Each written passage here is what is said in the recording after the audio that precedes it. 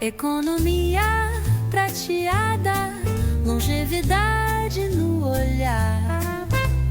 Papo de idade, é aqui o seu lugar.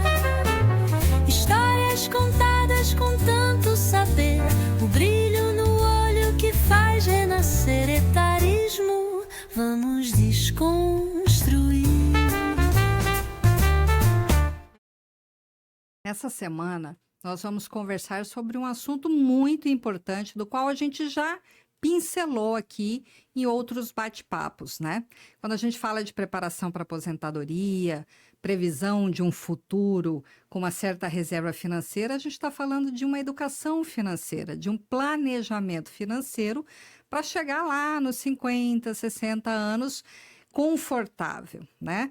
O custo da pessoa idosa, ele é invariavelmente maior do que uma pessoa mais jovem por uma série de aspectos, e a gente vai transitar por todos eles aqui hoje com um convidado que está conosco, e a gente vai tratar desse assunto, com certeza vai te interessar, vai te instruir, e esse é o nosso objetivo aqui no Papo de Idade. Alertar as pessoas para que desde cedo a gente se prepare bem para chegar na nossa aposentadoria, na nossa terceira idade ou na nossa melhor idade com saúde financeira, com saúde biológica e podendo realizar os sonhos e tudo aquilo que a gente planeja para quando vai descansar do trabalho, não é isso?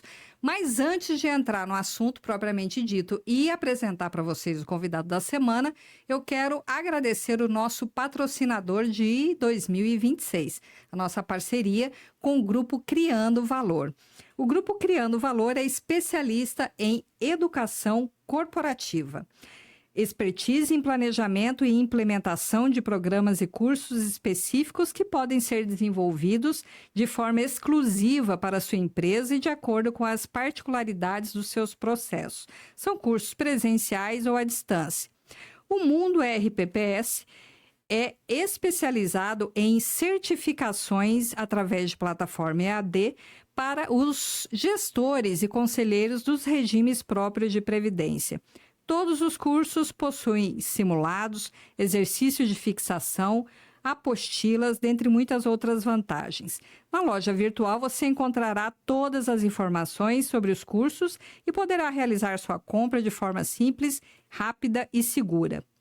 A inovação é um dos valores da empresa, que busca incessantemente tecnologias e procedimentos inovadores que tragam um valor agregado aos novos produtos e serviços, como projetos em realidade aumentada e realidade virtual. Mas a grande parceria do Papo de Idade com a Criando Valor é a Criando Valor Social. A missão da Criando Valor Social é promover, através de ações sociais, o potencial transformador das pessoas, contribuindo nas áreas de educação, cultura, saúde, esporte e onde é possível ajudar a construir um país mais justo e com maiores oportunidades para os brasileiros. O trabalho em parceria, a crença no potencial e o respeito ao protagonismo são alicerces do trabalho do Grupo Criando Valor Social. Você quer um exemplo? O trabalho da ONG Tripulantes do Bem. Foi idealizada em 2017 e presta assistência social por meio de doações de alimentos, produtos de higiene, investimento, brinquedos, livros, etc., para ONGs, entidades e pessoas com vulnerabilidade social em toda a Baixada Santista. Desde o início dos trabalhos, a Tripulantes já alcançou milhares de pessoas necessitadas, realizando diversas ações e projetos que mudaram a vida das pessoas e suas famílias.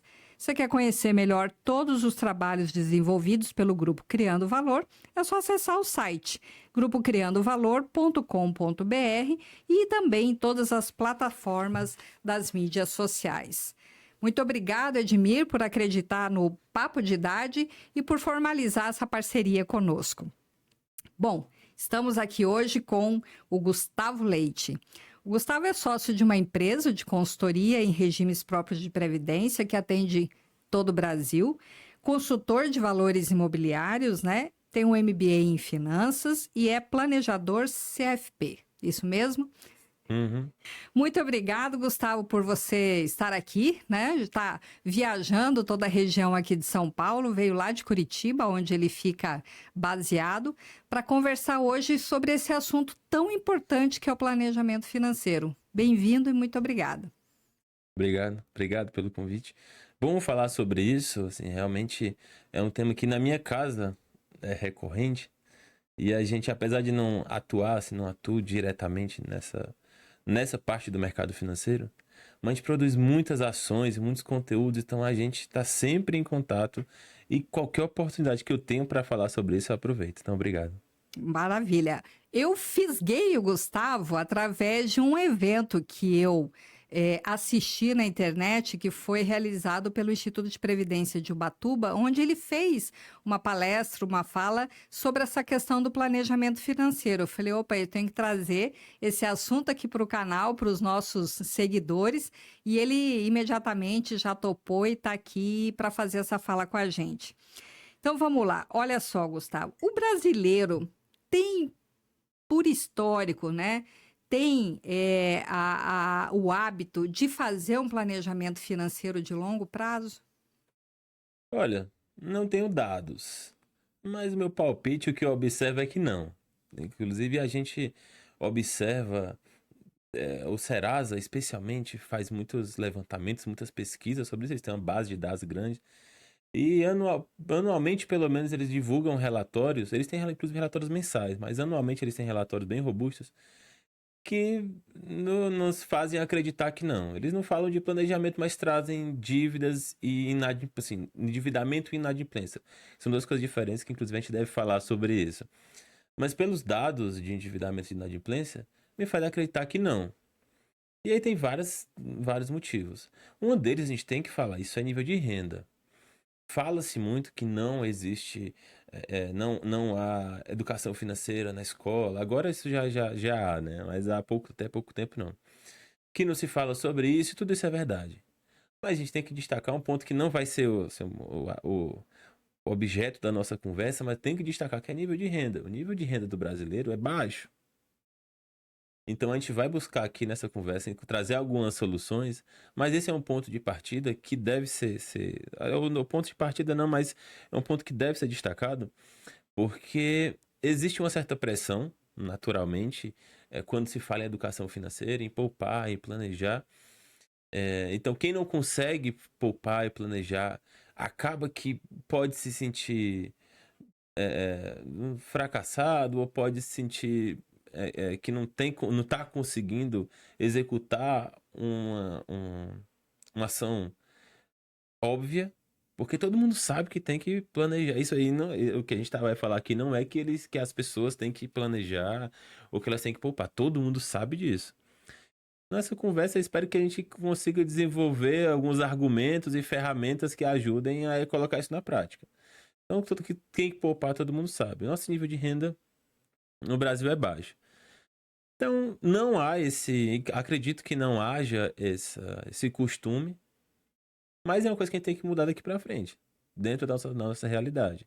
Porque, como tu falou na abertura, quando chega na aposentadoria, quando chega na velhice, os custos fixos, esses custos que a gente, inclusive, não pode abrir mão, eles tendem a aumentar.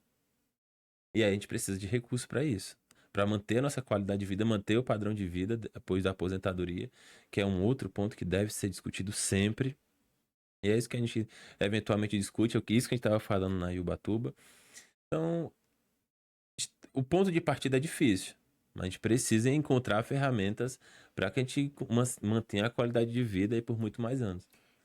Quando você falou isso a gente não precisa pressionar ou nem culpar, né, nem discriminar aquela pessoa que não conseguiu fazer um planejamento financeiro e ter uma reserva financeira, porque quando a gente fala disso, a gente está falando de pessoas de um Brasil continental, exatamente o que você disse, com nível de rendas e realidade culturais e econômicas, etc., completamente diversas, né?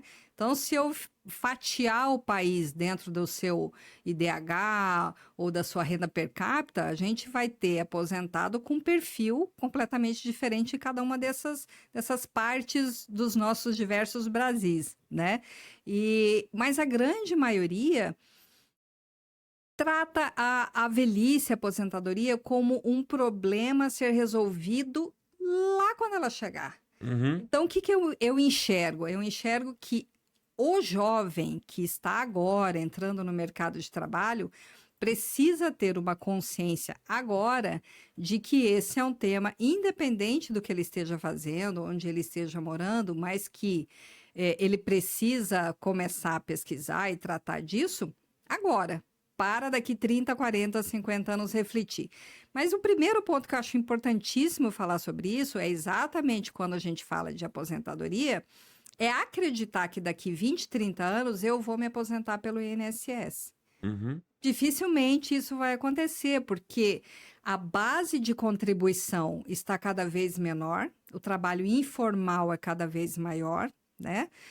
O MEI, etc., uma série de coisas que estão diminuindo a base de contribuição, e aí lá quem está no topo para se aposentar não tem mais a receita entrando. Uhum. Isso vai colapsar, em algum momento isso vai colapsar, e esse momento não está muito distante assim. Então, para o jovem que está hoje no mercado de trabalho, imaginando que vai receber uma aposentadoria do INSS daqui 30 anos, a gente precisa dar bons conselhos para ele, né? Olha, eu vou trazer uma outra questão, dessa vez comportamental, e talvez sejam argumentos comportamentais, talvez eu traga nessa nossa conversa, mas além de pensar que daqui a 20, 30 anos eu vou ter que contar com o INSS, a gente tem que nos convencer de que daqui a 20 anos ainda será o Gustavo. Nós temos já foram feitas pesquisas, eu até posso depois buscar referências, mas já foram feitas pesquisas sobre isso. Na nossa cabeça, e a conclusão foi que na nossa cabeça, o Gustavo daqui a 20 anos é outra pessoa. É um problema do Gustavo daqui a 20 anos. Porque dinheiro, quando a gente recebe, dinheiro não sobra, viu? Dinheiro ou você gasta ou você poupa. Dinheiro não sobra. Se eu tomar a decisão de poupar, eu vou abrir mão de gastar. E gastar é presente. Então, gastar eu consigo ver, gastar eu consigo viajar, ir para um restaurante bacana. Isso é presente, eu sinto. Isso é real. Daqui a 20 anos não é real. Na minha cabeça não é real. O que é que vai acontecer daqui a 20 anos? Não sei. Quem vai ser o Gustavo daqui a 20 anos? Não sei. Então, alguns estudos concluíram, inclusive, que na minha cabeça daqui a 20 anos não será o Gustavo. Então, o ato de poupar, de fazer um sacrifício para deixar esse dinheiro para uma pessoa que eu não conheço, é duro. Então, além de esperar que eu acho que a gente nem espera do INSS, eu acho que é mais uma inércia nossa de ver o que vai acontecer daqui a 20 anos. Mas é de buscar hoje soluções para um Gustavo, e essas soluções implicam sacrifício para um Gustavo de daqui a 20 anos.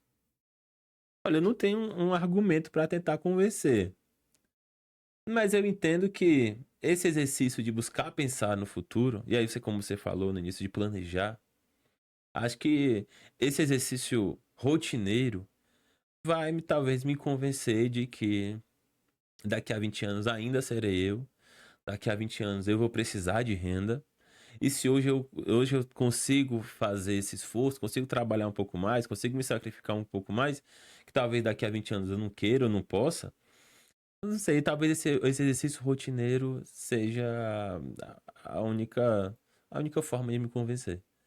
E tudo que envolve sacrifício tira a pessoa da zona de conforto, né? Sim. E quando você fala que a decisão de gasto, ela te traz o prazer imediato, é exatamente viver o agora e não pensar no amanhã, né? Mas quando a gente, por exemplo, vai comprar uma casa própria, eu preciso me organizar para fazer um financiamento bancário para comprar uma casa, um carro, que seja. eu estou fazendo um planejamento, vou ver se aquela parcela vai caber dentro do meu bolso, dentro da minha receita, porque a conta básica é você ter uma despesa que caiba na sua Sim. receita, né? Mas existe também o conceito do superendividamento, né? Uhum. Quando eu faço uma dívida que vai extrapolar a minha receita e aí, assim, o cartão do crédito, um contrato de crédito consignado, um agiota, o que é muito pior. Então, a coisa começa a virar uma bola de neve e a gente precisa ter muito claro o que é realmente que a gente precisa colocar nessa cesta de necessidades básicas, úteis, e o que é supérfluo, o que não é básico e emergente e que você tem que encaixar nesse planejamento para ter Uhum. acesso ao que você quer, o que você precisa, mas dentro da realidade da tua receita, né? Ou eu aumento a receita, vou fazer um bico, hora Uhum. extra, um trabalho à parte, ou minha mulher que não trabalhava, então vai passar a Uhum. trabalhar para compor renda. Tem que ter uma saída para eu aumentar minha renda. Senão, Uhum. de endividado, eu passo para super endividado. Tem essa diferença de É. conceitos, né? Não, exatamente, porque tu falou de endividado passo para super endividado. Porque eu acredito, Cíntia, que esses super endividamentos não nasceram super. Se Nasceram, tornaram, se né? tornaram super. E às vezes esse se tornou super a partir da minha busca por solução. Então, o que eu acompanho eventualmente. Há um endividamento, há uma dívida no cartão de crédito. E é uma servidora pública. E aí ela sabe matemática básica e sabe que a dívida do consignado é mais barata. Ela acaba pegando uma dívida lá no consignado para pagar a conta do cartão de crédito. E com o consignado, todo mundo gosta. E esse consignado vira 2, ou 3, ou 4. E isso vai comprimindo a renda, assim, o que sobra. E aí, como o meu nível de despesa não baixa, e aí eu vou precisando sempre recorrer. E a gente vai, inclusive, falar sobre alguns mecanismos da nossa cabeça que tem a ver com isso. Então, você vai recorrendo a soluções, sobretudo as mais fáceis. A gente não gosta de pensar, essa é a verdade. Eu não gosto muito, não. Eu gosto de solução fácil. Solução fácil normalmente é mais cara. Quando a gente está preocupado, eu vou chamar assim, os cientistas comportamentais têm outros nomes para isso, mas quando você está preocupado, a tua capacidade de raciocinar diminui. Todo mundo percebe isso. Em algum momento que esteja preocupado, a capacidade de pensar em solução diminui. Isso tem nome, tá? Então, se eu estou preocupado com dívida, eu vou buscar uma solução. Normalmente eu não consigo pensar em soluções bem criativas e vou na mais fácil, que é tomar um outro empréstimo, eventualmente um agiota. E essa dívida vai se tornando super.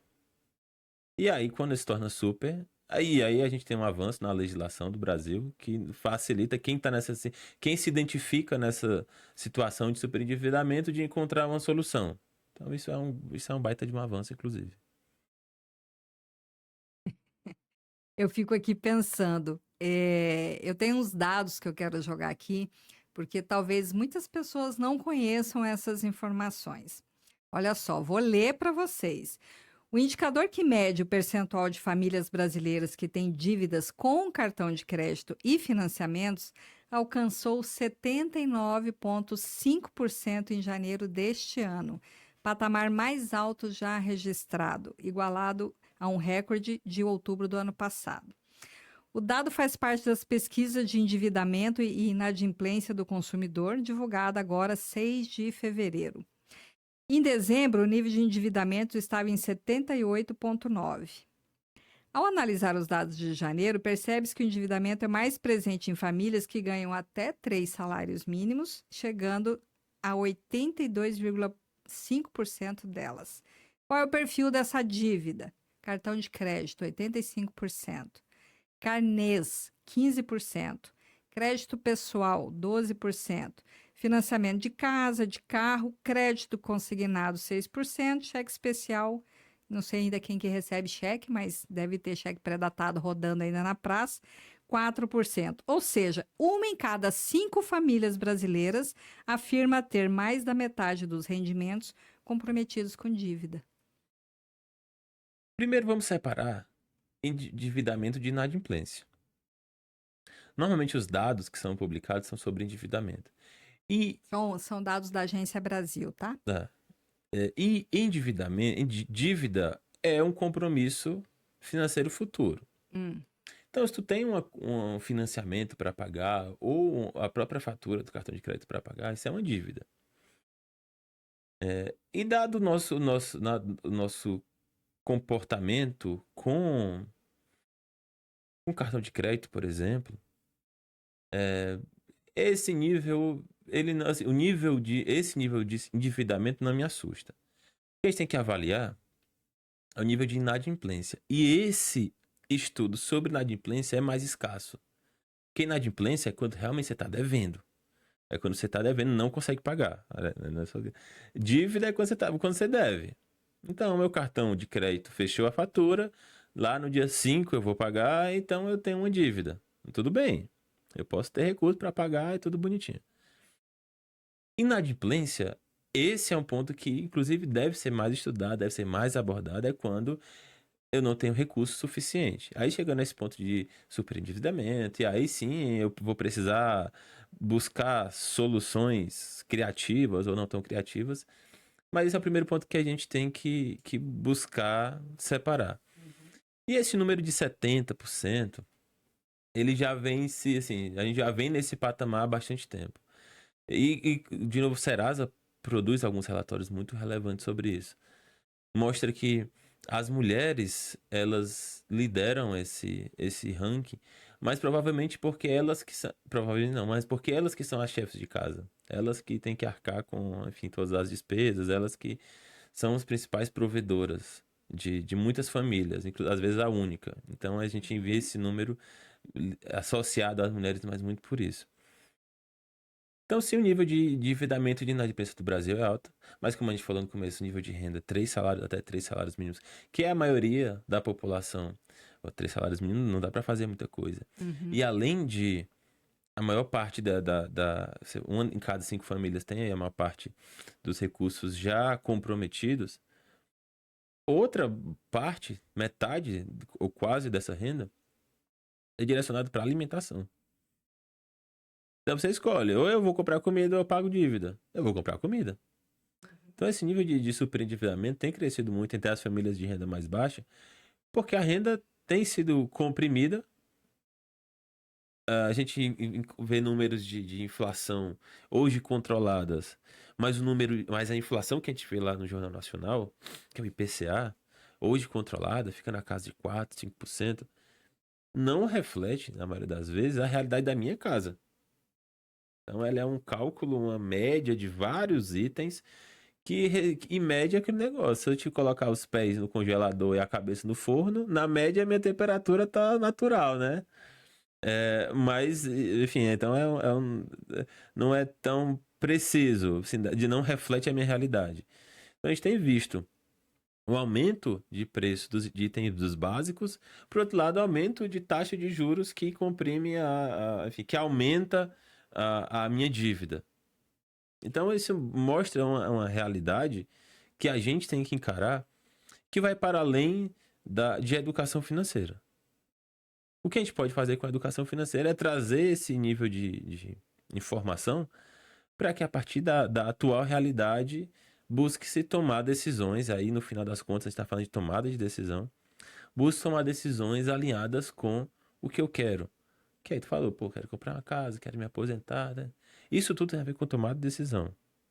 Então, talvez a gente tenha que trazer de informação são argumentos para melhorar essas decisões.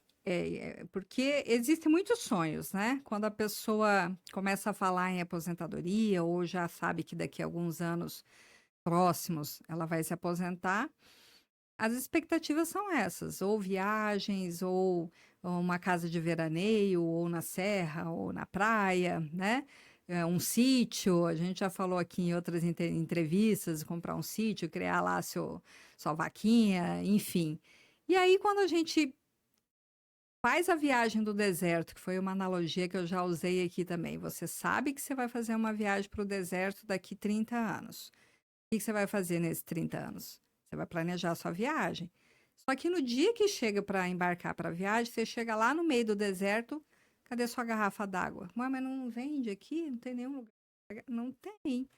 Cadê o seu protetor solar? Nossa, não trouxe, tinha que trazer. Cadê seu cobertor? Porque você vai dormir no deserto e de noite faz um frio do caramba no deserto. Caramba, não sabia disso. Ou seja, você teve 30 anos para buscar informações para essa viagem e só na hora que você viajou é que você descobriu que tinham coisas que você tinha que ter colocado na mala e não colocou, né? Então, eu uso essa analogia exatamente para falar que quando eu vou me aposentar, é que eu vou pensar, vou descobrir qual é o valor da minha renda, porque muita gente não sabe nem quanto vai receber de aposentadoria, porque tem regras que, na maioria dos casos, vai diminuir o valor da renda atual dela e a despesa vai aumentar. Vou gastar mais com plano de saúde. Quem já passou de 50 está lá naquela faixa de idade mais cara do plano de saúde. Não é mais plano coletivo, individual, o que é bem mais caro também. Vai gastar mais com remédios. Invariavelmente, se precisar não cuidar da saúde, vai precisar de um cuidador, né? E uma série de despesas que eu não coloquei na minha planilhinha do Excel.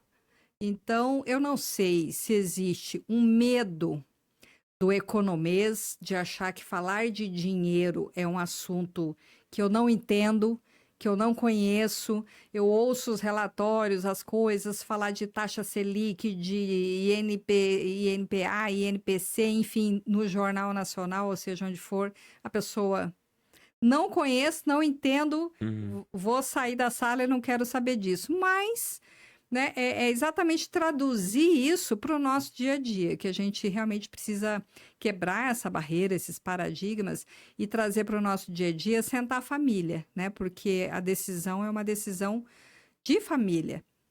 Chamar a família e falar, olha, o que a gente quer trocar de carro? Então tá bom.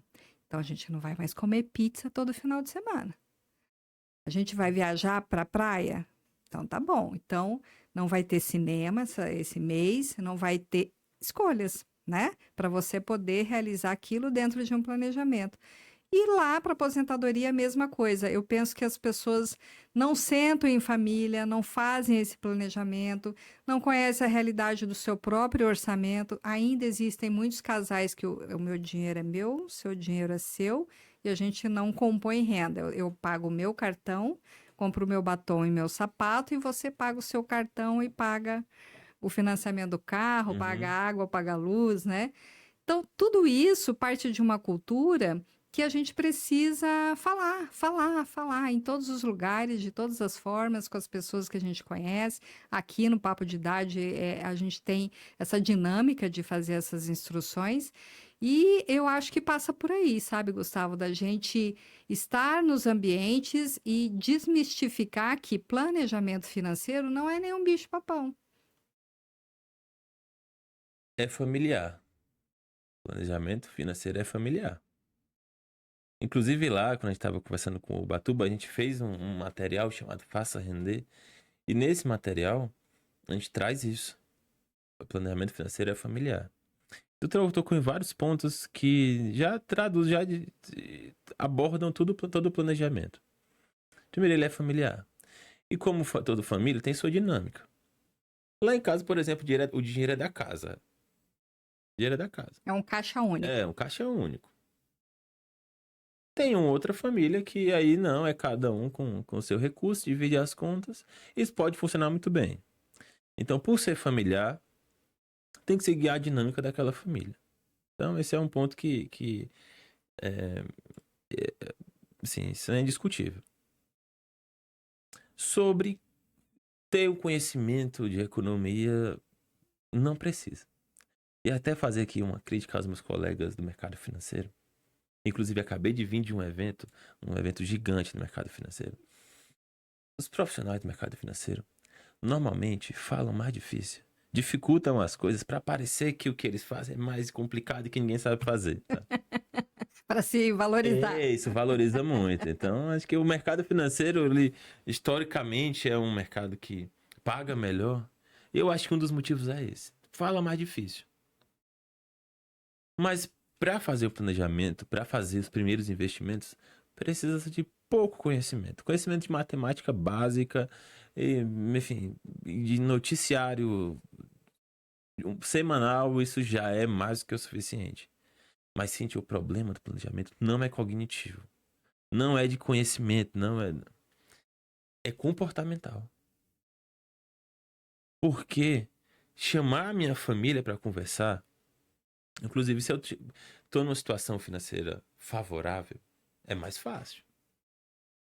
Agora, se eu estou numa situação financeira difícil, chamar minha família, sentar, encarar as contas, causa inclusive dor física.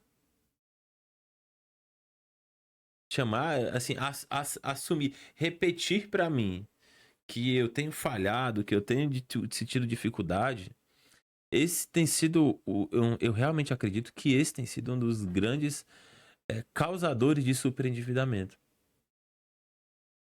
Que eu parar e observar minhas dívidas, eu não preciso de nenhum conhecimento profundo em matemática, mas eu preciso suportar a dor de perceber que eu tô resolvendo tenho que resolver um problema muito grande, que envolve sacrifício, que envolve, como você falou, tirar a pizza do final de semana, que talvez para mim seja bastante importante. O planejamento familiar, planejamento é familiar, não é matemático, ele é comportamental. Como solução para isso, primeiro eu tenho que aceitar essa dor. A gente, inclusive, tem o sistema 1 e o sistema 2 na cabeça. O sistema 1 é que toma decisão rápida. O sistema 2 é que toma decisão lenta. O sistema 2, que é que eu tomo decisão lenta, ele me consome energia, ele me consome pelo menos tempo para parar e pensar. E muitas vezes ele gera em mim até o que se chama de fadiga cognitiva. Então, se eu for encarar uma tarefa difícil, o meu próprio cérebro, ele resiste. Então, olha que duro eu ter um trabalho complicado, tô cansado do trabalho, sobra pouco dinheiro para lazer. E no meio de tudo isso, em vez de tomar cerveja, eu tenho que sentar com a minha família para encarar um planejamento familiar. Isso é duro. Mas essa é a única forma da gente começar um bom planejamento que não precisa, de novo, de profundos conhecimentos de matemática ou de economia. Mas, sobretudo, aceitar e encarar essa dor. E quando você fala que não precisa de grandes conhecimentos matemáticos, nem financeiros, nem planilha de Excel avançada, né? Uma folha de papel, caneta já resolve. Por onde a gente começa? Primeiro aceitando que eu tenho que fazer isso. Tá? Tarefa difícil. Tenho que chamar minha família. Isso, inclusive, é um exercício familiar, de harmonia familiar relevante. Se você, com a maior dificuldade financeira que tiver, conseguir juntar a tua família para conversar sobre isso, isso para mim já é um baita de um ganho. Isso mostra pelo menos que a tua família tá unida. Mesmo porque na dificuldade financeira a gente vê muitos divórcios acontecendo. Muitos. Né? Muito conflito realmente acontece exatamente pelo problema financeiro. Quem é que gosta de liseira? Ninguém gosta de liseira, não. Eu às vezes olho pra minha mulher e pergunto: pai, se tu tá meio triste, tu tá lisa? Porque você tá sem dinheiro, você já fica mais pra baixo. Isso acontece com todo mundo. Sim. Então dentro nessa realidade, encarar, chamar minha família, conversar, isso já é pra mim o mais difícil. Conseguiu fazer isso, já foi 50%, tá? Agora vem a matemática básica. Elenca as tuas dívidas. Porque esse é um passo fundamental. De novo, a minha esposa é planejadora financeira de mulheres. E aí, de vez em quando, ela traz alguns casos que eu não sei de quem são as pessoas, mas conheço os casos pra gente discutir. E ela atende muitas servidoras públicas. E as servidoras sempre chegam com 3, 4, 5 empréstimos consignados. E ela faz eles te perguntar: esse empréstimo aqui, pra que você pegou? E ela disse que quase nunca tem uma resposta objetiva. Tem desculpas. Não, alguém me ofereceu, eu tava sobrando, tava precisando de um dinheiro. Então é um crédito barato.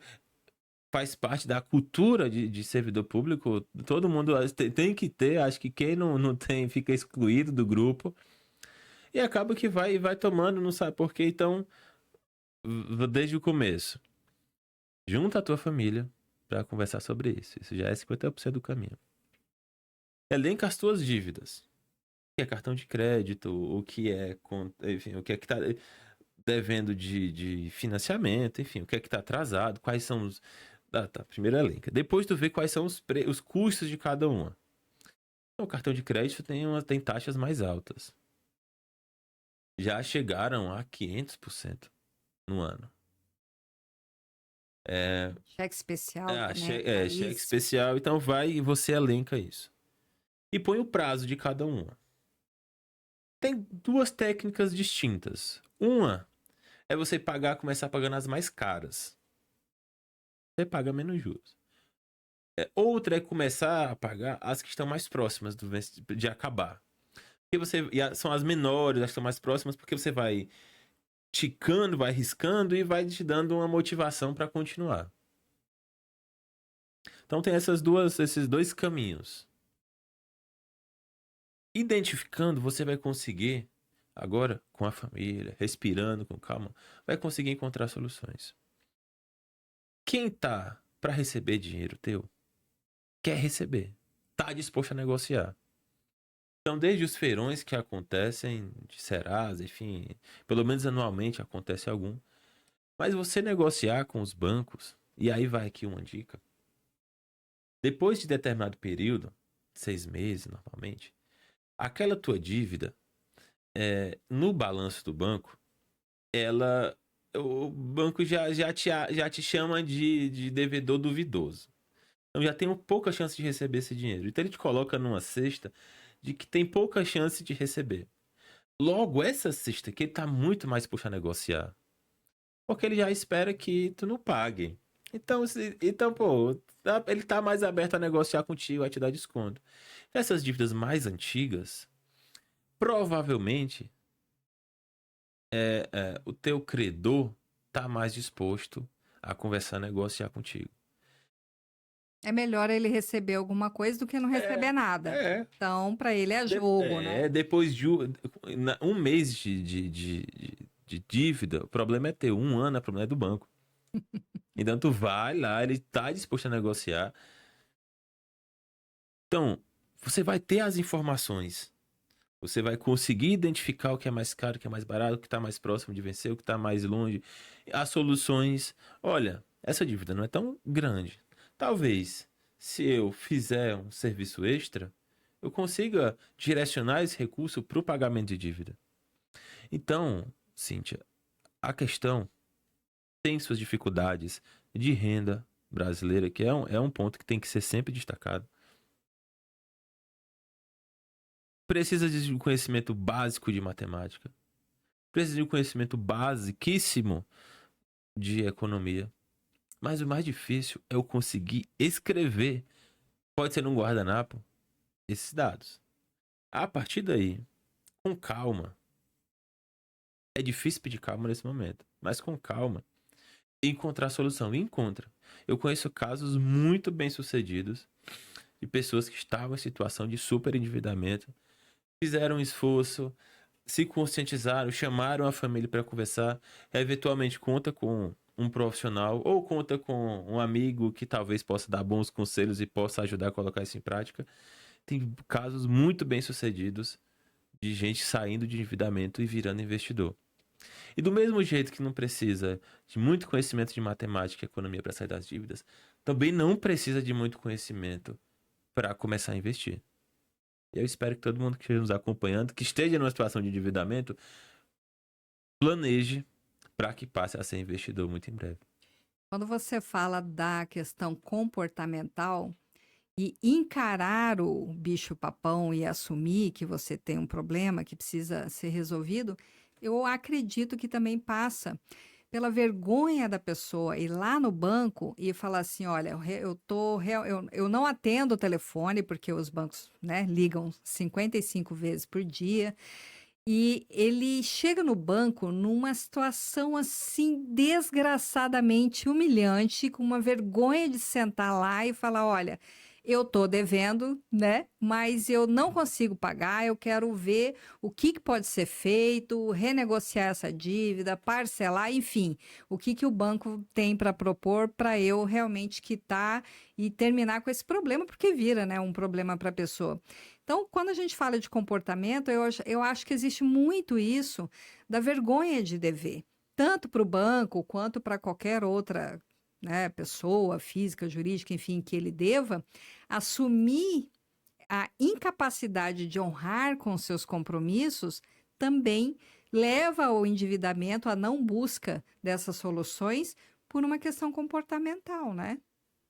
Nesses casos, como em muitos outros da vida, a gente naturalmente pensa nisso, poxa, imagina a minha vergonha de ter que encarar isso.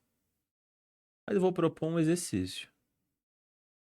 Porque quando a gente pensa, a gente projeta esse futuro, a gente imagina, a gente se imagina indo ao banco, imagina essa vergonha. A gente costuma parar aqui. Uhum. Minha proposta é que a gente continue pensando. E pense no alívio e até no orgulho de pagar essa conta. Então, quando a gente pensa, nosso cérebro não é muito bom em separar a realidade do que é virtual, do que é imaginação. Por isso que, eventualmente, você imagina uma situação ruim, de vergonha, e você já sente a vergonha agora. Eu já sinto no meu corpo agora. São chamados marcadores somáticos. Eu já sinto no meu corpo uma certa angústia quando eu penso em ir ao banco. Tem um neurocientista português que pesquisa e ele que chama com esse nome. Então, me parece, minha cabeça não consegue separar o que é eu tô vivendo agora, o que é realidade e o que eu tô pensando. Eu sinto no meu corpo do mesmo jeito. E é por isso que a gente trava. Quando eu penso, meu Deus, eu tenho que encarar isso. E já que não dá para eliminar isso, que esses marcadores somáticos eles existem, não dá para eliminar, vamos usar o mesmo mecanismo para arrumar a solução, que é, vamos imaginar resolvendo esse problema. Então, como você vai se sentir depois de que aquela dívida de 5 anos que te atormenta, porque não tem bom. Quem tem dívida, pensa regularmente nela. Se dinheiro não traz felicidade, dívida te traz esse pensamento, essa preocupação sempre. Então, você já tem esse pensamento, isso aí é natural. Isso aí você não consegue acabar com ele.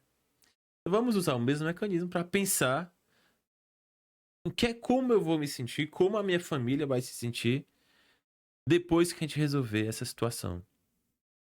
Essa é uma das formas. E aí eu sempre busco encontrar soluções no comportamento que são baratas. Não são simples, mas são baratas. Para buscar resolver problemas complexos. E esse é um. Talvez, se a gente não parar na vergonha, pensar um pouco mais, pensar no alívio, imaginar o alívio que vai ser quando eu resolver esse problema, eu acho que é um bom motivador. Fazer o cenário inverso, né? O cenário do alívio em vez do cenário da vergonha. É porque a escassez é o estado mental, nosso estado mental, quando a gente percebe falta de alguma coisa. Então você está atrasado. Você acaba que percebe a escassez de tempo. Então você está atrasado. Você acaba que não consegue pensar bem. Você só quer chegar lá no teu compromisso. Isso chama-se de entrar no túnel. E tudo que eu estou falando aqui são de pesquisadores de ciências comportamentais, tá? Então você só consegue pensar nisso. Só consegue pensar no teu compromisso lá. Quando você está numa situação de escassez de recurso, de dinheiro, você só consegue pensar na dívida. E aí por isso que tu diz que a gente para na vergonha. Porque pra agora, que hoje eu não estou numa situação de endividamento. Até minha mulher nem deixa. Ela que cuida disso e ela faz isso bem. Então, te dar um conselho sobre isso, para mim, é muito fácil. Viver nessa situação de endividamento é diferente. Porque agora eu tô com o que se chama de largura de banda, assim, bem grande. Eu consigo pensar em solução criativa. Agora, se eu tô numa situação de endividamento e minha mente é capturada por essa escassez, eu costumo ser menos criativo. Então eu foco realmente na vergonha, eu foco na minha dívida e fica mais difícil sair assim. Nosso próprio córtex pré-frontal, que é a parte do nosso cérebro que processa a tomada de decisão, resolver problema, numa situação de estresse, numa situação dessa de endividamento, ele dá uma desligada. Porque ele desliga para ligar outra parte do meu cérebro que é a que sobrevive. Mas para pagar a tua dívida, para conseguir chamar essa família a sentar, tu não precisa acionar o modo sobrevivência. Precisa acionar o modo resolutivo. Então, para falar, é porque eu digo isso porque para dar conselho é muito fácil. Quem tá vivendo essa situação, naturalmente, é mais difícil. Mas o que a gente deve buscar nas soluções do comportamento por mais que eu acione esse modo de sobrevivência, por mais que minha cabeça seja capturada por essa escassez, é eu buscar, junto de novo com a minha família, conversar, eventualmente ter algum apoio externo, para que a gente consiga encarar essa realidade. Porque, assim, eu realmente acho que a maioria dos problemas podem não ser causados, mas eles são continuados pela nossa fuga, pela nossa incapacidade de sentar, encarar uma situação difícil como essa, aceitar o sacrifício, aceitar essa dor. Então, a gente usar a nossa imaginação para o bem, eu acho que é uma boa solução. E isso que você falou é realmente verdadeiro. Eu vou até dar um testemunho pessoal aqui. Em 2005, eu trabalhava numa empresa que faliu do dia para a noite. Eu descobri que a empresa quebrou, faliu pelo noticiários da TV. E eu tinha um padrão de vida com custo alto. Nessa época eu estava divorciada, 2 filhos em escolas particulares, morava num apartamento que era 2 por andar, um condomínio caríssimo, pagava o financiamento de um carro e fiquei sem emprego da noite para o dia, sem aviso prévio, sem nada. Eu sentei para assistir o jornal, vi a notícia que a empresa tinha quebrado. No dia seguinte, sentei com os meus 2 filhos na mesa da cozinha, no café da manhã, tenho certeza que eles vão lembrar dessa história, hoje já são adultos, e falei assim, olha, estou sem emprego.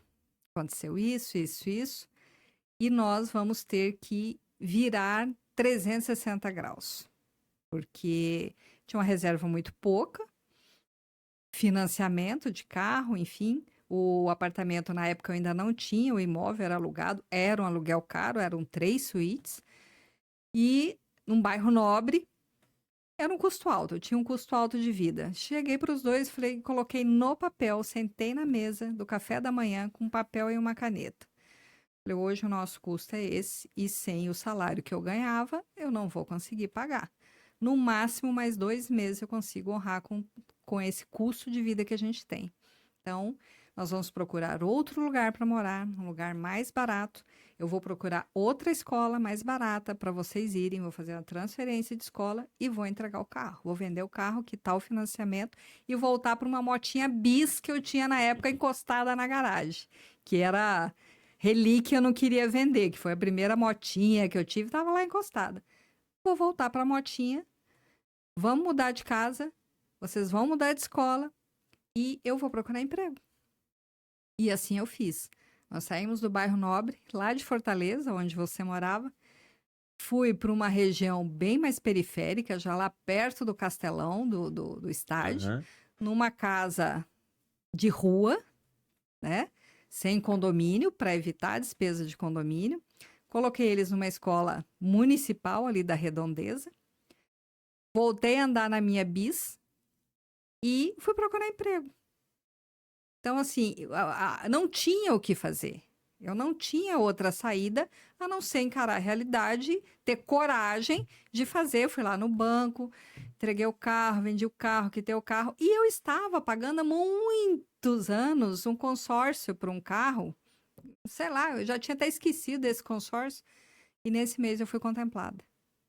Então eu consegui ter o carro para voltar a procurar emprego, trabalhar.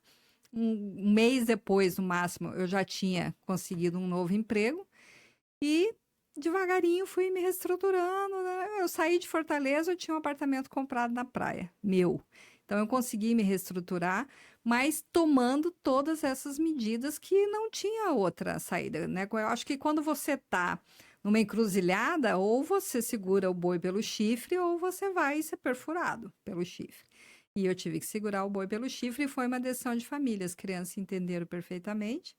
Passaram um ano numa escolinha mais ou menos, no ano seguinte já estavam de novo na escola anterior e tudo bem.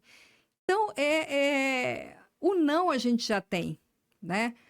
Passa o verniz, vai lá no seu credor e fala, estou com esse problema, preciso de um tempo, uma forma de resolver e realmente não fugir do problema, né? E eu me lembro quando eu era pequena também, meu pai trabalhava com meu tio numa obra no interior, aí já lá no Mato Grosso, porque eu sou meio nômade, e ele passava muito tempo viajando, e aí vinha para casa, então a gente comprava na caderneta, mercadinho lá da esquina, pão, leite, as coisas do dia a dia, que não era compra do mês, a gente comprava ali na caderneta. Às vezes, chegava lá para comprar um pão, um ovo, o dono do mercadinho falava assim, ó, fala para o seu pai vir aqui, que tem que acertar.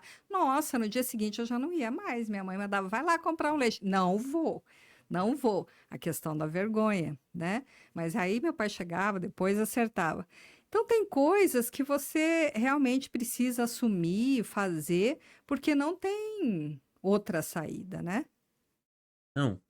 Isso que tu tá falando, de novo, são esses marcadores somáticos. Por isso que é tão difícil. E aí, essa tua história é interessante, tu agiu rápido. E não é todo mundo que consegue fazer isso, não, viu? É. Isso aí, assim, tomar decisão rápida, assim, isso é bastante difícil. É bastante doloroso. Determinadas. Na verdade, as emoções, elas se manifestam no nosso corpo. E cada um sente emoção de um jeito diferente. Então, não é incomum pessoas que sentem no corpo efeitos muito fortes, muito fortes das emoções. Então, por isso que para algumas pessoas sentir vergonha, eu suporto. Para outras é insuportável às vezes. Mas esse teu testemunho, assim, nos faz entender que as coisas passam, né? Que a vergonha dói, mas passa. Até é melhor que eu encare essa dor, tire o band-aid, tire rápido, né? E aí que, enfim, que passa e aí, de novo, se a gente fizer o exercício de pensar na solução, apesar de ser super difícil, eu acho que a gente já tá muito próximo de uma saída. E quando você falou, vamos deixar de ser endividado para passar a ser investidor, esses passos para quem realmente ainda não está dentro do mercado e acha que o economês é um bicho de 7 cabeças, o que eu posso aqui alinhar, o que eu posso dizer para esse público de uma forma muito didática, de como é possível fazer essa transição de endividamento para um poupador, um investidor? Tu já deu metade da resposta. Primeiro é objetivo. Qual é o seu objetivo? De novo, dinheiro eu gasto e eu poupo. Poupar me requer um sacrifício, uma dor. Se eu tiver um objetivo bem forte, vai me ajudar a lidar com essa dor. Então, primeiro objetivo. Lá em casa a gente já olha para a aposentadoria. Não tem muitos objetivos de comprar muita coisa, não. A gente já olha para a aposentadoria. A gente quer não demorar muito para poder ir para a praia. E a gente hoje já faz esse esforço. Primeiro objetivo. E, de novo, é familiar. Cada família tem a sua dinâmica e tem seus objetivos. Então, a gente quer super de uma casa, um apartamento, que top, no Itaim. É um objetivo. O nosso, na minha casa, é ir morar na praia. Coisa simples, casinha simples na praia, sem ter que se preocupar com dívidas. Ou é comprar um carro, enfim, cada um tem seu objetivo. O importante é que tem esse objetivo. Porque esse objetivo, além de me dar essa motivação, vai me orientar às decisões. Então, por exemplo, a gente olha lá para aposentadoria. Então a gente vai devagarinho, vai investindo, às vezes consegue assumir um risco mais alto, mas nosso plano é para 20 ou 30 anos. Então, nossas decisões de investimento estão alinhadas com esse prazo. Então, eventualmente, posso fazer uma aplicação, inclusive arriscada, que ela vai eventualmente gerar uma oscilação, mas eu estou despreocupado porque é para daqui a 20 anos. Se o teu objetivo é pagar o casamento da tua filha daqui a um ano, não pode correr esse risco de oscilação. Mas tem que chegar perto do casamento e, como o Bitcoin recentemente caiu, pô, o investimento caiu 20%, 30%. Isso não é bom, isso não é o ideal. Então, primeiro, tu define um objetivo. A partir desse objetivo, conhecer o seu perfil de risco e o que tem a ver com esse objetivo. Então, eu sou conservador, eu sou arrojado, isso é muito importante. Já vi casos de investidores que não respeitaram o seu perfil. Por quê? Pela notícia, porque a bolsa está subindo, então eu vou investir em bolsa. Ou alguma eventual recomendação. Então já vi casos, inclusive tristes, drásticos, de investidores que eram super conservadores, investiram em produtos arriscados. Esse produto sofreu oscilação e o investidor conservador não estava preparado para isso, teve sérios problemas de saúde. Isso é muito sério. Então, se eu reconhecer o meu objetivo e o meu perfil de risco, me deixa muito lá na frente. Até 80% do que eu preciso para tomar boas decisões de investimento. A partir daí, você deve sim buscar informações, buscar entender o que é taxa de juros, o que é inflação. Conceitos absolutamente corriqueiros. Quando você tá com um dinheirinho ali, você se sente motivado a buscar informação. Não vai primeiro buscar informação, buscar se preparar para depois começar a investir. Não. Primeiro, certifique-se de que você não é mais devedora. Agora você é poupadora. Faz aquelas primeiras aplicações no Tesouro Direto, no Tesouro Selic. Você compra títulos do Tesouro de forma muito fácil, muito barata, muito simples, sem custos. Então, qualquer banco que tu tiver, Caixa Econômica do Banco do Brasil, vai lá e pede para aplicar em Tesouro Selic. Então, já vai fazer o dinheiro render com bastante segurança. Importantíssimo, Cíntia, criar uma reserva de emergência. Primeiro passo, não vai olhar, não vai pensar em pagar casamento de filho ou comprar casa antes de uma reserva de emergência. Os especialistas falam de ter entre 3 e 6 meses do teu custo que tu fez lá com teus filhos, ter entre 3 e 6 meses de recursos aplicados em um caixa que o objetivo desse recurso não é render, é dar essa segurança. Ter liquidez, o que liquidez é você transformar aquele ativo em dinheiro, rapidamente, no prazo que você precisar. Então, ter esse ativo líquido e seguro para eventuais emergências que acontecem. E olha, ter essa reserva de emergência dá uma tranquilidade. Isso foi, de novo, eu tô falando de emoção, de comportamento, dá uma tranquilidade. Depois de feito isso, você naturalmente vai se interessar por investimento. Alguns mais, outros menos. Mas lembre-se, primeiro tem que poupar. Segundo, fazer minha reserva de emergência. E depois eu tenho que reconhecer de forma muito clara os meus objetivos e o meu perfil de risco. O perfil de risco é a minha atitude diante do risco. Não tem problema nenhum em ser conservador, em ser arrojado. Não tem problema, não tem certo. Esse é o seu perfil. Seguindo esses 4 passos, Cíntia, pode ficar tranquilo. Você vai ter tranquilidade financeira no longo prazo.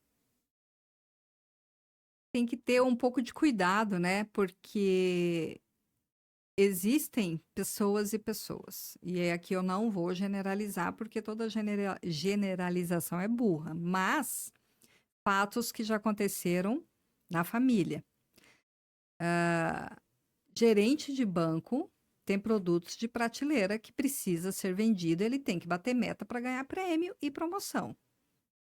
E aí, quando a pessoa não tem um conhecimento um pouco melhor sobre os tipos de investimento e o que é aderente ao seu perfil, o que que ela precisa de curto, médio, longo prazo, ela pode incorrer, né, no perigo de adquirir um produto que foi empurrado para ela porque eu preciso bater uma meta, eu tenho que vender aqui esse título, esse CDB, esse título de capitalização, previdência privada para quem já passou dos 70 anos, ou seja, perfis que não são adequados de investimento porque a pessoa não tem conhecimento. Então, não se furte de pedir ajuda para o seu filho, para o seu neto, para o seu amigo que está no mercado financeiro, para alguém que possa te orientar para você saber o que está fazendo, né? Isso também é importante. Ou pro Google, ou pro ChatGPT.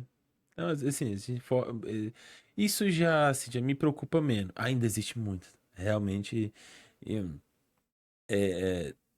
tanto com os bancos, mas hoje com os assessores de investimentos, hoje, enfim, o mercado financeiro de um modo geral, ele tem um lado ruim, assim, um lado ruim para a sociedade. Então, assim, a gente vê as notícias. A gente vê essas notícias. Então, o conflito de interesse ainda é uma realidade re- recorrente e triste do mercado financeiro. Mas isso não deveria me desencorajar. Então, perfeito. A gente tem que ter essa atenção, tem que buscar informações, tem que questionar, tem que negociar, tem que colocar os nossos interesses na frente dos demais na hora de tomar a decisão. Porque, como você falou, existe metas e todo mundo quer bater meta, mas esse é o interesse, não é o seu. E isso pode parecer óbvio, mas já vi vários casos de pessoas que não conhecem muito, que o gerente diz que precisa bater meta e a pessoa, deixa lá, é gente boa. Isso eu acho que é ruim não só para o retorno daquele investimento, mas para o mercado. Assim, as instituições não criam bons produtos, se acostumam a empurrar esse tipo de opção que ainda é uma realidade. Então, essa é uma realidade. Mas com isso eu assim, não espero que ninguém se desencoraje. Pelo contrário. Tenha mais coragem de buscar informações, de como você falou, pedir com um eventual conselho. Mas, deixa eu falar um negócio. Eu sou consultor de investimentos. Já faz um tempinho. Mas quando me perguntam, eu costumo dizer outra coisa, assim. Eu sou professor, porque eu dou aula, eu sou professor, eu sou consultor financeiro, eu falo outra coisa. Porque quando eu digo que eu sou consultor de investimentos, é comum que a pessoa venha me pedir uma recomendação. Uma dica de ouro. Uma dica de ouro, é isso. Normalmente eu desconverso. Quando eu estou disposto a conversar, eu percebo que a pessoa do outro lado não está. Ela quer uma dica de ouro. Eu não tenho dica de ouro. Então, quando eu tenho disposição para conversar, eu falo, olha, qual é o teu objetivo, qual é o teu perfil? E ninguém quer conversar sobre isso. Não. Tu não sabe de nada. Eu quero saber se eu invisto no Bitcoin ou se eu invisto na bolsa. Essa dica eu não tenho. E se alguém tiver, desconfie. Desconfie. Então eu realmente não costumo falar muito que eu sou consultor de investimentos, não, porque sempre seja sempre há esse pedido e eu nunca tenho essa dica de ouro. Então, quando você for buscar um conselho, esteja aberto a conversar também. É, né? Porque senão é igual cartomante, né? A cartomante, se soubesse o seu futuro, ela mesma já tinha ganho na Mega Sena, não era mais cartomante. Exato. Bom, existem duas vertentes aqui do que a gente está falando. A gente está falando do endividamento pessoal, do superendividamento, a gente está falando de planejamento financeiro, tudo isso pensando individualmente, né? Nas pessoas e nas famílias. Pensando aí num planejamento para aposentadoria, um colchão que você possa ter aí de sobrevivência para alguns riscos, né? Você pode sofrer um acidente, enfim. Realmente tudo isso é importante. Mas a gente não pode perder de vista que a realidade do Brasil é um problema que também traz para a gente gastar mais. A gente acaba pagando os nossos impostos, né? Não existe nada de graça. Nenhum serviço público é gratuito. As pessoas têm essa ilusão Uhum. de que o SUS é gratuito, que as escolas públicas são gratuitas, mas elas são todas geridas por recursos que vêm do meu bolso, do seu bolso, dos impostos que a gente paga. Então, nós pagamos e pagamos muito bem, e pagamos muito, né? Temos uma das cargas tributárias maiores do planeta para ter de volta serviços da administração pública condizentes com as nossas necessidades. E aí, quando eu falo isso, eu tenho um dado aqui muito interessante. Quando a gente pensa em cidades favelizadas, eu tenho um top 10 aqui das cidades mais favelizadas do Brasil. Qual é a primeira que vem na sua cabeça? Eu diria o Rio, mas eu já vi esses dados e sei que no norte estão os maiores números, né? O Rio de Janeiro está em 10º lugar nessa lista das top 10 infavelizadas. Em primeiro lugar, com 55,49% da sua área com favelas, está Belém, que é no Pará. Em segundo lugar, com 53%, Manaus, bem norte. Terceiro lugar, 41%, Salvador, Nordeste. Em quarto lugar, Vitória, aqui no Espírito Santo.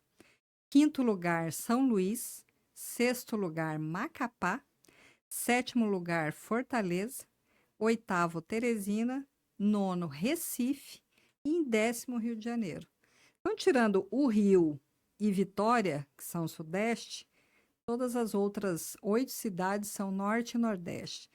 Então, quando a gente fala de um Brasil com esse nível de comunidades, né, vamos dizer assim, que não tem infraestrutura de água, de esgoto, de transporte público, ou seja, de inclusão social nenhuma ou quase nenhuma, como é que eu vou falar de uma população que precisa sair do endividamento e ir para o investimento?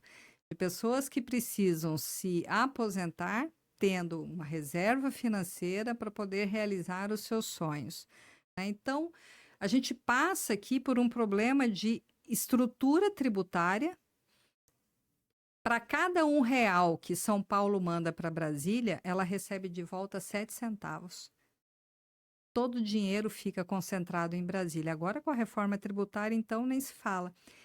E as necessidades das pessoas estão nas cidades, né? Não estou em Brasília. As necessidades estão aqui, onde eu tenho que ter um pronto atendimento, onde eu tenho que ter o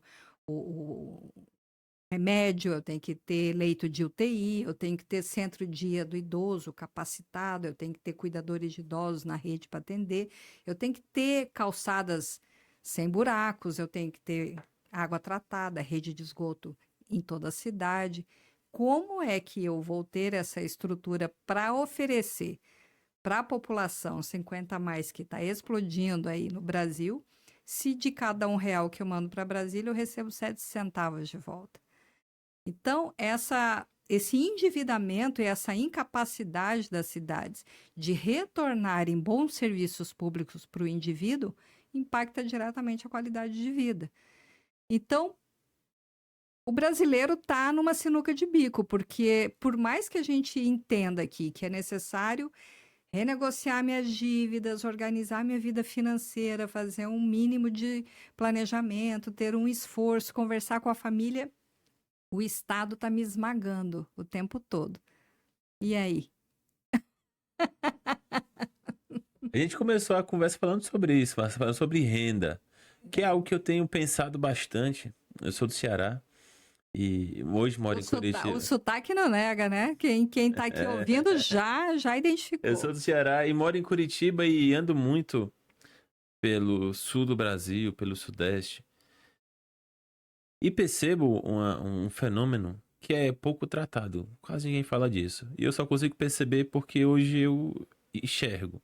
Assim. Aqui em São Paulo, por exemplo, vocês têm cidades no interior excelentes, que têm indústria, que têm atividade econômica. Ninguém precisa ir para a capital para sobreviver. No Maranhão, sim. Então, esse nível de favelização eu entendo que é porque o pessoal precisa ir para a capital para tentar sobreviver se amontoa em favela, porque, enfim, precisa. E aí, enfim, o Cogito já trouxe alguns problemas que isso causa. Então, o primeiro passo, assim, que não é o primeiro passo, né? Que não é o que a gente não pode fazer nada a esse respeito por hora. Mas, dado esse nível de renda, primeiro cobrar, a gente tem que ser direito, é a única coisa que talvez a gente possa fazer. Porque essa conta não fecha, realmente. A gente não consegue, com 3 salários mínimos, como tu falou, que a maioria das famílias não consegue pagar plano de saúde, não consegue pagar um aluguel eventualmente numa zona que tenha saneamento, então tem que permanecer numa zona sem saneamento. Tá bom, a gente tem que cobrar. Não tem existe, na verdade, muito esforço da área comportamental em políticas públicas. Isso tem aumentado. E assim, eu super acredito que tem muita solução coletiva que passa pelo estudo e pela aplicação do estudo do comportamento. É o que, enfim, é o que eu tenho de ferramenta. Fora isso, a gente precisa cobrar. Cobrar, enfim, esse acesso. Porque, de fato, isso não é uma solução doméstica.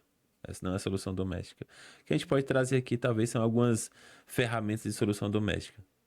Então, outro dado alarmante.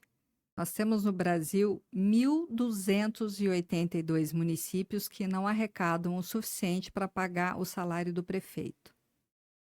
Então, quando o município depende da renda única e exclusivamente de repasse de recursos federais, é um município que também não vai entregar políticas públicas de qualidade de vida, e aí não é só para o idoso, é para a criança, para toda a população, né?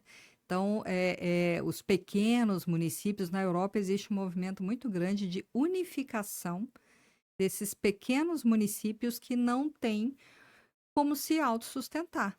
Então, junta ali 2, 3 vizinhos, municípios nessa situação, unifica e faz um único município maior com condições de se autossustentar. Essa não é uma realidade no Brasil, pelo contrário, né?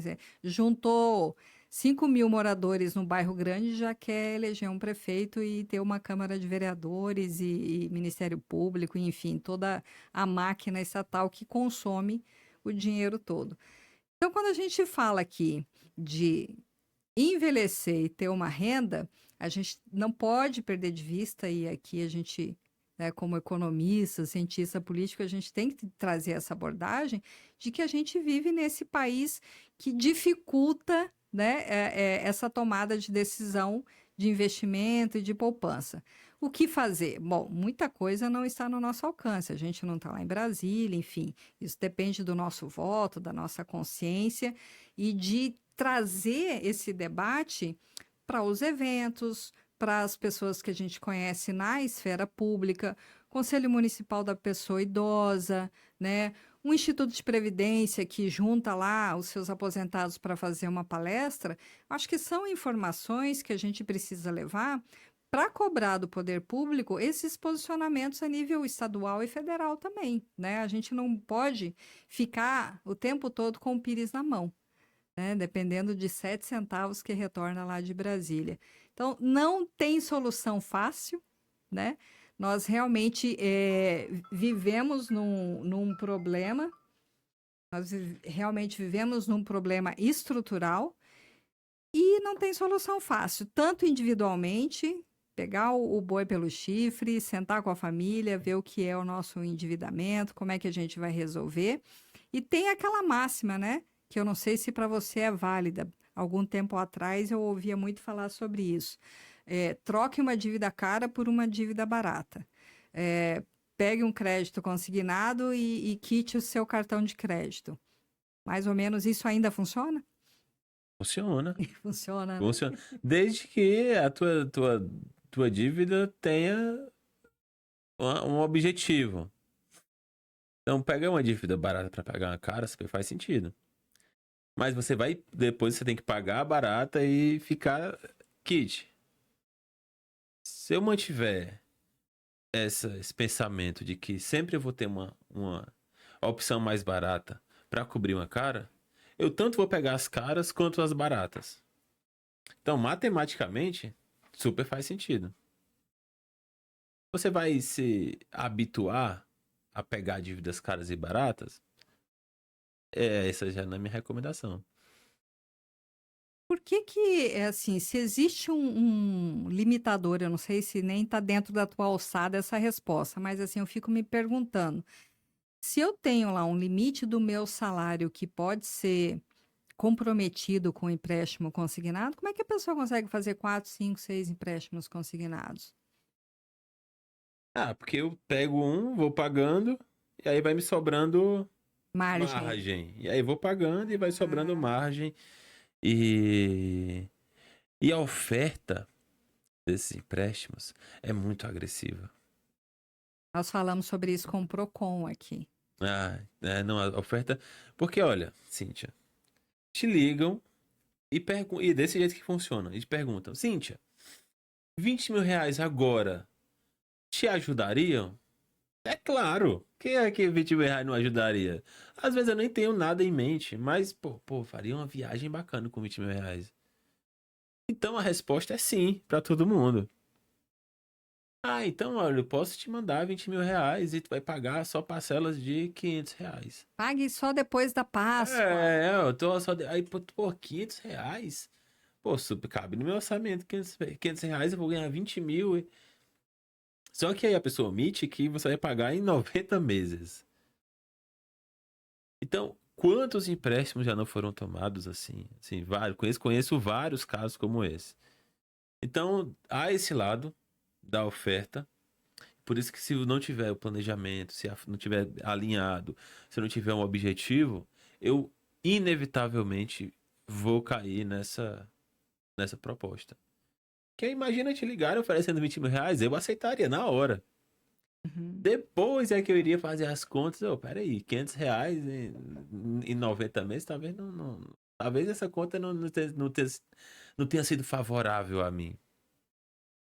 Então esse é um ponto, e aí é uma outra discussão que, inclusive, várias instituições e órgãos, enfim, o próprio INSS não faz nada a esse respeito. Os dados são... Todo mundo tem o dado Você se aposenta e com 1 hora já te ligam oferecendo empréstimo. Então esse dado vaza de alguma forma. Então existe realmente pouca movimentação, pouca busca de solução para essa ponta da oferta. A gente não pode fazer muito a esse respeito. E o que a gente está conversando é justamente buscar solução para outra ponta, a ponta de quem recebe esse tipo de proposta. Uhum. Mas olha, o empréstimo consignado, que nasceu, imagino, como uma baita de uma solução social de crédito barato, tem se tornado um pesadelo na vida de muitos servidores públicos, inclusive, que talvez já tenha parado assim, já não seja mais um pesadelo e seja aquele peso que a gente já se acostumou a carregar, mas que pesa. Então faz parte da realidade de quase todos os servidores e servidoras. Faz parte da cultura deles. E quando faz parte da cultura, quando já faz parte da minha vida, eu acabo esquecendo de como era a minha vida sem isso. Então fica mais parte. Normalizou. Então, o que eu ouço sempre é que os servidores aposentados, estão a todo momento ligando lá para os institutos, para os bancos, perguntando quanto é a margem que sobra. Então, qualquer dinheiro, qualquer margenzinha que eu tenha, eu vou lá, tomo outro empréstimo, de novo, porque eu tenho um problema a resolver. Não busco uma solução criativa, busco na que eu já estou habituado, que é buscar esse crédito, que é o crédito barato, enfim, que todo mundo, inclusive, incentiva. Acabo que busco a solução em vez de, será que eu não posso fazer um serviço extra? Não, eu vou buscar a solução mais fácil, mais barata, mais rápida. E aí eu vou entrando nessa bola de neve. Aí sim, tenho 3, 4, 5 empréstimos consignados. E o pior, se alguém me perguntar pra que eu peguei esses 5, eu não vou saber responder. Isso é ruim. Isso é uma dívida barata, mas é uma dívida péssima. Era pra eu estar olhando, em vez de dar esse dinheiro que barato para o banco, poderia aplicar e fazer o banco dar dinheiro para mim. Então é um assunto que chama a reflexão, porque é um problema travestido de solução em diversos lares brasileiros. Exatamente. A gente falou bastante sobre isso aqui na entrevista do Procon, porque existe, além dessa agressividade da oferta, né? Para o idoso que já está aposentado, quando o idoso já tem uma idade mais aposentada, também é uma forma de agressão patrimonial da própria família, né? Às vezes um filho, um neto, sabe que o vô tem esse crédito ali consignado que pode fazer e faz o vô, a avó, enfim, o pai fazer esse empréstimo consignado para pagar o aluguel, para pagar a faculdade, para pagar o financiamento do carro, e isso dentro do estatuto da pessoa idosa é um crime a ser combatido realmente, é violência patrimonial contra o idoso, então isso é seríssimo, né? E o banco não interessa, se fez o empréstimo, ótimo, maravilhoso. É por isso que o planejamento é familiar. Então, se talvez toda a família sentar, conhecer a realidade, eu até acho que e é interessante, é uma realidade essa de violência patrimonial. Eu realmente acho que, voltando lá para o que a gente estava falando, se eu consigo chamar a minha família para fazer o planejamento, eu diminuo esses casos de violência patrimonial, porque toda a minha família vai estar unida em um objetivo. Então, conseguir sentar com a família, que é super difícil. Eu acho muito mais difícil do que as teorias econômicas mais complexas. É conseguir chamar a tua família e observar um planejamento. Eu acho, inclusive, que essa pode ser que não é uma solução imediata, mas uma solução para esse tipo de caso. E olha, se eu puder dar uma dica, não. Não, eu preciso me emprestar. Não, se vira. Se vira, porque essa é uma solução rápida, mas que traz problemas de longo prazo que afeta a qualidade de vida de todo mundo. Então, eu preciso de dinheiro, pego um empréstimo. Não, a resposta tem que ser não. Deixa que os mais novos se virem. Pô, já tá aposentado, já trabalhou, agora vai curtir. Agora é hora de curtir. Deixa que quem é mais novo, que resolva, que trabalhe, que vá atrás. Então, esse é meu conselho. Maravilha, exatamente isso. Diga não para o empréstimo consignado do seu filho, do seu neto. Diga não para quem quiser emprestar o seu cartão de crédito para comprar uma televisão em 24 parcelas. Diga não para quem quiser colocar o seu nome como fiador num contrato, porque o dinheiro é seu e a aposentadoria é sua, você merece. Gustavo, eu quero agradecer um monte a sua participação. Se você tiver alguma consideração final ou algum ponto que você queria dizer e a gente acabou passando por ele, fica à vontade para a gente se encaminhar para o final. Talvez tenha um monte de pontos que a gente não falou aqui, mas muito obrigado pelo convite. É bom, é muito legal falar sobre isso. Eu gosto realmente de falar sobre isso. Inclusive, trazer argumentos que não são os mais comuns e também não dar solução, porque é uma situação complexa, exige soluções complexas. Normalmente a gente vê educadores financeiros com respostas prontas divida o seu patrimônio em 50%, 30%. São soluções simples que até podem servir como parâmetros, mas a situação de endividamento, planejamento familiar, são questões complexas, não são matemáticas e requerem soluções difíceis, dores que devem ser encaradas, sacrifícios que devem ser feitos. E o que a gente ganha com isso é muito mais do que dinheiro. É qualidade de vida, é tranquilidade, é uma harmonia familiar. E isso é difícil, isso é até abstrato às vezes. Então, convido todo mundo a pensar planejamento além da planilha.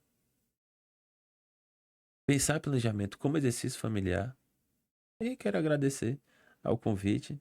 Sempre que quiser, chama aí que a gente conversa. Bacana, muito obrigada. Tenho certeza que você gostou, que você anotou todas as dicas, vai sentar a família inteira no sofá para assistir 2 vezes esse programa. Obrigada e até a próxima. Economia prateada, longevidade no olhar.